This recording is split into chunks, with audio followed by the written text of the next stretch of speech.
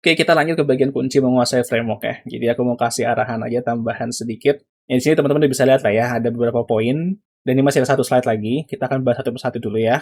Kunci menguasai framework. Jadi rencana aku nggak bakal ada tutorial framework di sini. Kenapa nggak ada tutorial tentang framework sama sekali? Karena menurut aku, teman-teman sudah menguasai PHP dasarnya atau PHP natifnya, seharusnya teman-teman sudah bisa loncat ke framework. Karena ada programmer yang berpendapat seperti ini. Jangan bikin tutorial framework, tapi ajarkan mereka dasarnya. Jadi kurang lebih seperti itu. Karena kalau misalkan ikutin tutorial, ya sebenarnya sih sah-sah aja dan nggak salah-salah juga ngikutin tutorial. Dulu juga aku belajar kode Igniter, langsung lompat, nggak belajar OOP dulu. Dan menurut aku itu sebuah kesalahan lah. Dan aku juga nggak mau teman-teman yang belajar di sini mengalami hal serupa gitu loh. Jadi kuncinya adalah baca dokumentasi. Kalau misalkan teman-teman tanya di grup Facebook atau di forum-forum, pasti bilangnya begitu, baca dokumentasi. Ya kan? Tapi mereka lebih sering bilang baca dokumentasi aja, nggak mengarahkan mulainya dari mana. Ya nggak? Yang paling pertama, apapun frameworknya dan apapun bahasa pemrogramannya atau teknologinya, pasti yang paling awal adalah instalasi. Dan biasanya instalasi framework itu nggak cuma satu cara. Caranya banyak. Jadi teman-teman harus baca secara teliti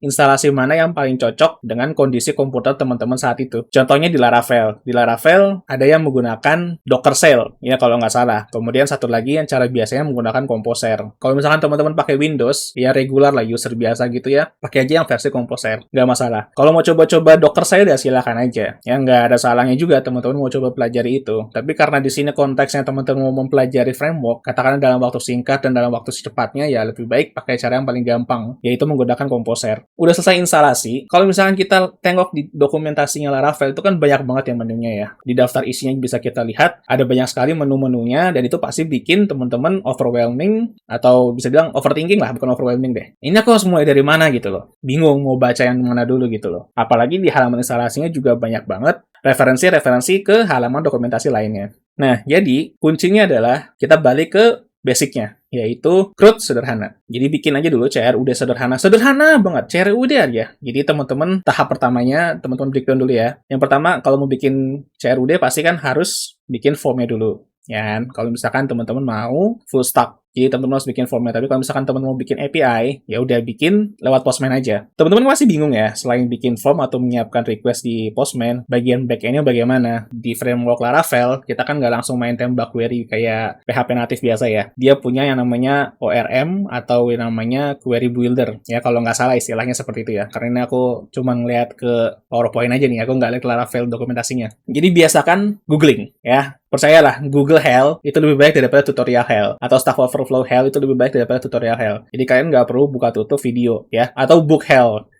Sebenarnya nggak ada ya istilah Book Help, Google Help, atau Stack Overflow Help itu sebenarnya nggak ada. Cuman karena belakangan ini kita punya istilah tutorial Help, jadi ya seperti itu. Jadi zaman dulu sebelum ada tutorial, biasanya orang lebih sering open book atau ya coba Google. Meskipun Google belum secanggih sekarang ya, tapi dulu masih udah bisa bekerja lah seperti itu. Nah, membiasakan diri dengan Google, kata kuncinya juga spesifik ya. Sebenarnya sih nggak spesifik ya. Kalau misalnya teman-teman bingung mau nyarinya gimana, aku kasih cara. Satu hal ini. Ingat aja ini. Tag, how to, my goal. Jadi tag ini maksudnya adalah teknologinya yang kalian gunakan apa. Kemudian how to ya.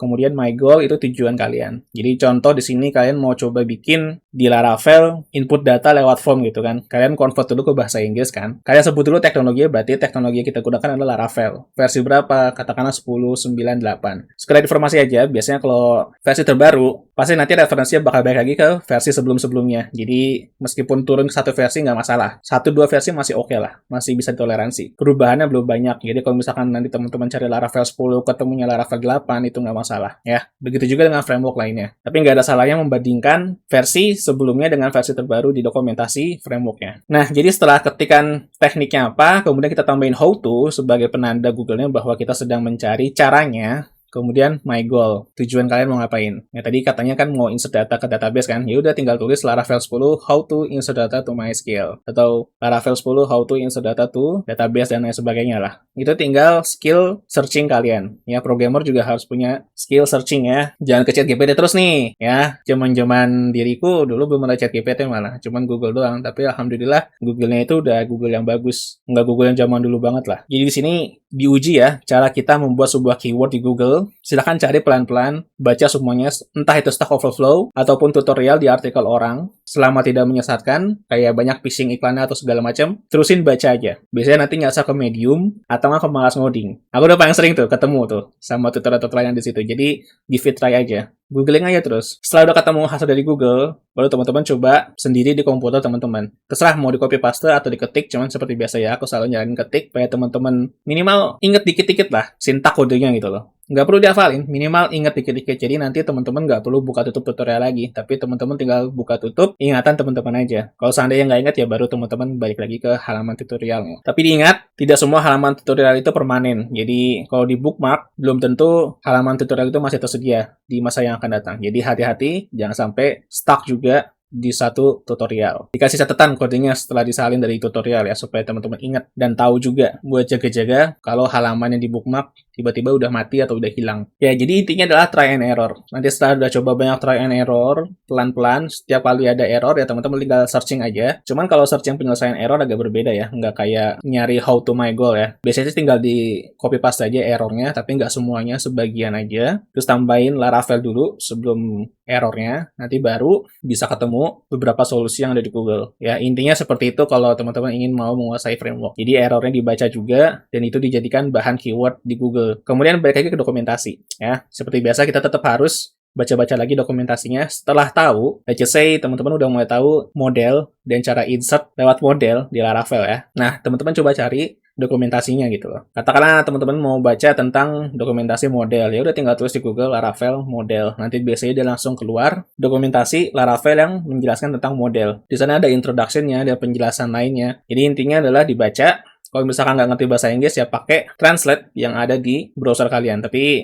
menurut aku sih, itu berarti kan juga harus latihan bahasa Inggris ya. Kalau misalkan nggak bisa baca framework, minimal ngerti aja nih baca gitu. Nggak mesti bisa aktif berbicara bahasa Inggris, nggak mesti. Dan nggak cuma Laravel doang ya, ini juga framework lainnya ya. Entah itu CodeIgniter, atau bahasa pemrograman lain, Node.js, Tailwind CSS, dan lain sebagainya lah ya. Tetap kita semua akan mengalami hal seperti ini. Googling, try and error, kemudian baca-baca dokumentasi, kemudian copy paste and learn. Ya ini sebenarnya copy paste and learn juga termasuk dari try and error ya. Intinya adalah jangan cuma sekedar copy paste yang ada di Google atau Stack Overflow. Tapi teman-teman juga harus pelajarin apa yang teman-teman copy paste. Kemudian setelah bikin code sederhana dengan step-step tadi yang udah jelasin ya, Google menggunakan kata kunci how to my goal, kemudian try and error, dokumentasi, ya baca dokumentasi maksudnya, kemudian copy paste and learn. Kita sempurnakan aplikasi kita. Yang tadi CR udah sederhana, nggak ada validasi, sekarang kita bikin validasinya. Kemudian pesan errornya, kemudian CSRF token dan XSS ya. Kemudian yang tadinya nggak ada filter di indeksnya, kita kasih filter, kemudian pagination, kita selesaikan. Nah, intinya aplikasi itu semakin sempurna. Di sini, kalian akan dapat banyak proses ya. Validasi request, di Laravel itu validasi requestnya unik ya. Agak sedikit rapih lah menurutku, karena di folder yang terpisah gitu loh. Kemudian pesan error validasi,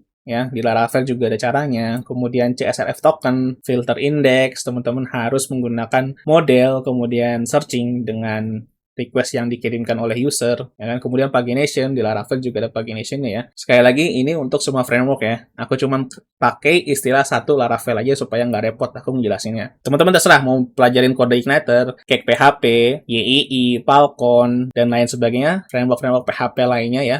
Yang backend ya, hati-hati ada juga framework PHP yang bersifat front-end ya, yaitu Liveware. Jadi jangan sampai teman-teman salah ambil fokus. Kemudian upload file, juga nanti akan ada validasi max size, kemudian ekstensi file gambar yang boleh di-upload apa aja. Itu juga ada caranya di Laravel. Ya, begitu juga dengan framework-framework lainnya. Nah, kemudian setelah kita menyelesaikan penyempurnaan CRUD atau CRUD ya, kita lanjut ke bagian unit test. Jadi framework biasanya dia punya cara unit testnya masing-masing. Kalau seandainya nggak ada ya teman-teman balik lagi aja ke PHP yang basicnya. Unit test menggunakan PHP unit. Ya udah, kalau misalkan teman-teman udah paham di penjelasan kemarin ya di PHP OOP kedua, atau mungkin nanti akan ada tutorial khusus ya untuk unit test. Sekarang menurut aku nggak cukup penjelasan cuma segitu aja. Ya udah, nggak masalah. Yang penting teman-teman tahu cara menggunakan unit test basicnya aja dulu. Lebih bagus lagi ya kalau teman-teman sudah menguasai yang punya frameworknya juga. Karena biasanya kalau di Laravel, unit testnya agak sedikit berbeda. Dia punya unit testnya sendiri meskipun basicnya itu PHP unit juga, cuman agak sedikit berbeda lah kalau di Laravel ya, kalau dari sudut pandang aku ya. Kemudian refactor kode ya.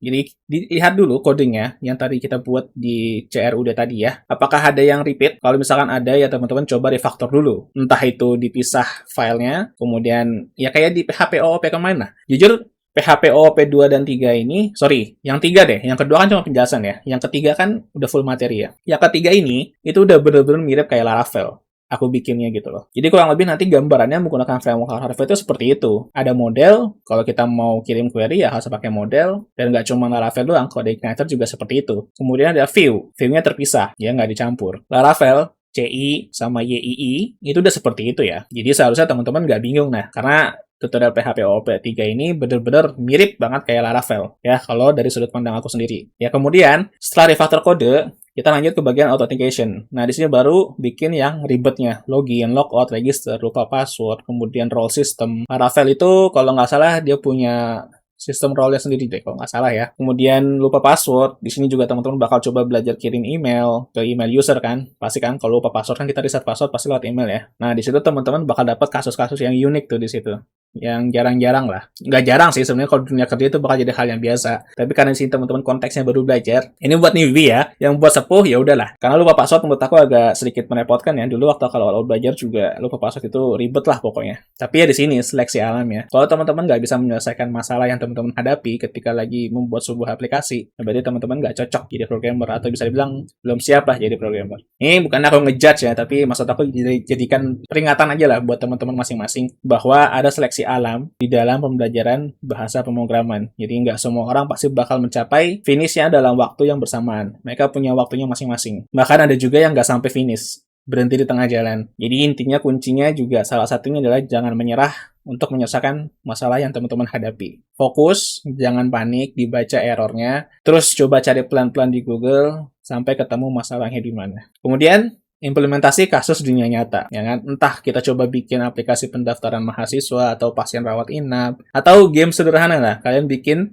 login register aja, terus setiap kali login dalam waktu 24 jam sekali, dia bakal dapat poin. Jadi kayak daily login gitu lah ya, kalau di game-game gacha, dapat hadiah gitu. Nah, itu kan bukan logik yang biasa ya. Kita harus ngecek 24 jam sekali, ini orang udah absen belum di hari kemarin gitu kan, atau ini orang absen nggak di hari kemarin gitu loh. Karena kan biasanya daily login beruntun ya. Dan itu menurut aku lumayan menantang sih ya kalau untuk orang-orang yang baru masuk ke dunia programmer ya. Kemudian cetak PDF atau ekspor import Excel ya. Ini penting banget sih, di dunia kerja pasti sering dipakai sih ini. Atau teman-teman coba bikin aplikasi e-commerce kayak Tokopedia atau Bukalapak. Dan itu bener-bener kalau sampai teman-teman bisa bikin e-commerce dengan menggunakan framework, itu berarti teman-teman udah bener-bener menguasai framework ini gitu loh. Sebenarnya nggak perlu sampai bikin implementasi kasus dunia nyata sih. Minimal teman-teman bisa sampai level di authentication. Nggak sampai authentication deh, sampai CRUD, sampai penyempurnaan CRUD aja, teman-teman bisa dibilang udah menguasai framework. Tapi nggak sepenuhnya menguasai. Ya, bisa dibilang baru level basicnya. Ini kalau misalkan teman-teman perlu acuan, level basicnya adalah ketika teman-teman sudah menyempurnakan CRUD sampai upload file ya. Itu level basicnya. Kemudian, kalau misalkan teman sudah menguasai sampai level authentication, termasuk unit test dan refactor kode, berarti teman-teman sudah sampai level pertengahan lah. Ya, jadi bisa dibilang menguasai frameworknya baru sekitar setengahnya aja.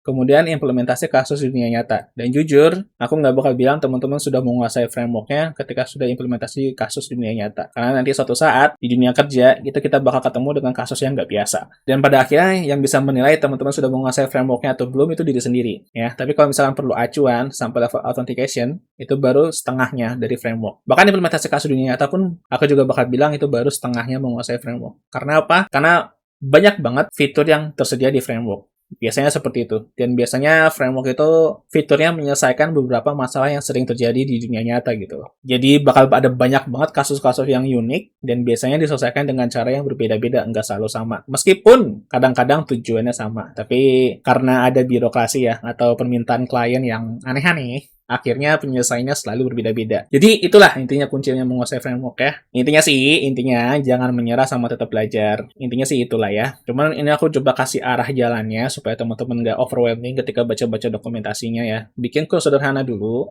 kemudian lanjut disempurnakan. Bikin upload filenya, kemudian bikin unit test-nya, kemudian di refactor kodenya. Di area aja dulu, do not repeat yourself aja dulu. Kalau keys atau yang istilah-istilah lainnya itu bisa menyusul lah sambil berjalan. Kemudian authentication, penting ya, mau itu entah cuman bikin API atau bikin aplikasi beneran, authentication itu penting ya. Kemudian coba implementasi kasus dunia nyata. Udah, itu aja. Kalau teman-teman mau coba menguasai framework. Jadi caranya seperti itu, mudah-mudahan teman-teman dapat nih ya spiritnya ya, atau minimal arahannya lah ya. Seperti tadi yang aku jelasin, tujuannya adalah supaya teman-teman nggak terjebak di hal tutorial atau istilah lainnya lah ya. Jadi itu aja yang mau aku sampaikan di OVA kali ini. Tetap semangat belajar dan jangan cepat puas dulu ya.